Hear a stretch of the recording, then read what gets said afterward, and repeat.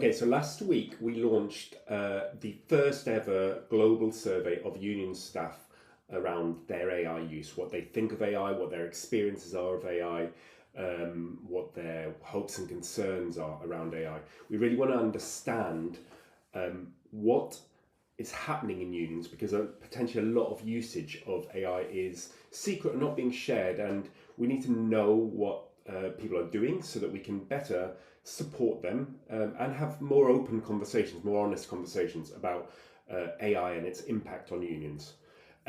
So we've had about 60 responses so far, and I'm going to do some analysis to see what we're learning so far, and I thought I'd share the process with you. Okay, so I've just sent a prompt to Claude AI. Claude is one of the AI assistants like ChatGPT. It's the one I prefer to use. I'll put the prompt in the comments and attach it to this post. So, firstly, what has it done? Okay, it started by creating a piece of one-off software just to do the analysis. You can see it in here. It's a piece of JavaScript code, and you can see it's all full of code, and it even calls in some specific libraries, some kind of pieces of external software to try and do the analysis. And now it's giving me some of the responses. So there were 57 responses in the CSV.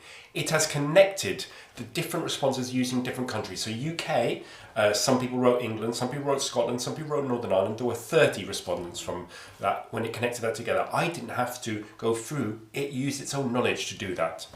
Obviously Australia, Belgium and others. It can also connected different people who wrote different things in terms of their roles. So communication/digital. Some people just wrote digital, some people wrote communications. This decided to connect those into one group.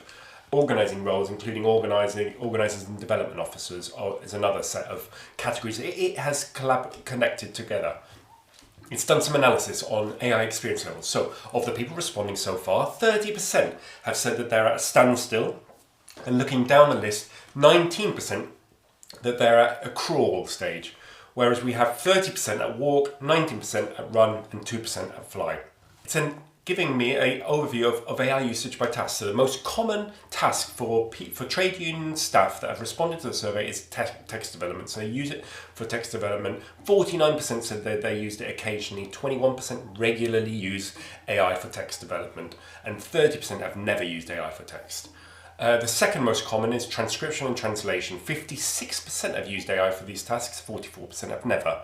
Media creation is the least common. Only 25% have occasionally used AI to create media. So that's audio, visual, videos, and so on.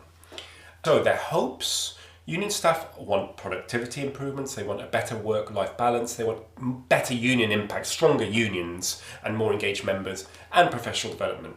Their fears are consistent, and it's around job security, privacy and data security, biases, and the loss of the human touch.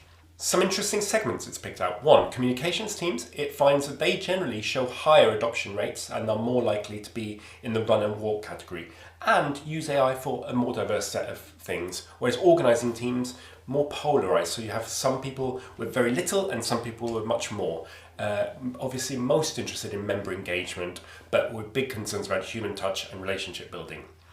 UK and Australian, higher AI adoption rates, whereas European continental unions, so again it's bunched together, all of the European continental countries, show a more cautious approach.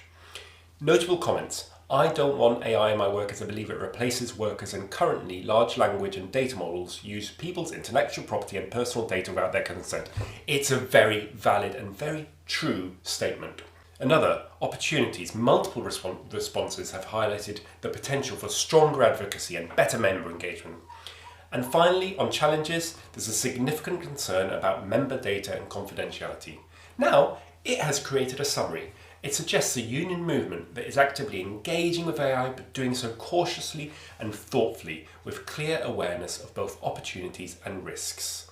But this survey only has 57 responses so far, and we need it to be much more representative of the entire union movement. So please click the link and fill in the survey for yourself. If you work in a union, we'd love to hear your views and your experience. We need to understand and get an honest, real take on what's happening with AI in unions. Thank you.